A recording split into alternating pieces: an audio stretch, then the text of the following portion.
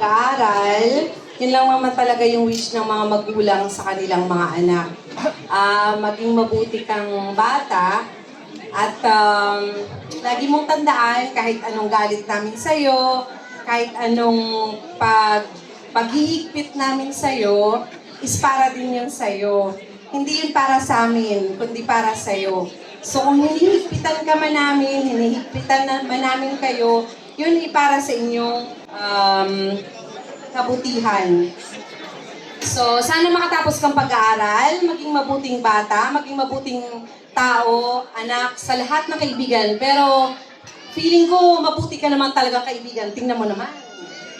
Iniimbita mo lahat. So, hindi ko alam. Sa bahay na po yan. Mamaya na tayo mag-usap. Okay, alright. So, I love you, Nak. Mahal na mahal ka namin ni Papa mo at lagi mong tandaan, nandito lang kami lagi para sa'yo. I love you, anak. Wow. Thank you so much, Mommy. And now we will be proceeding to the toast of the night.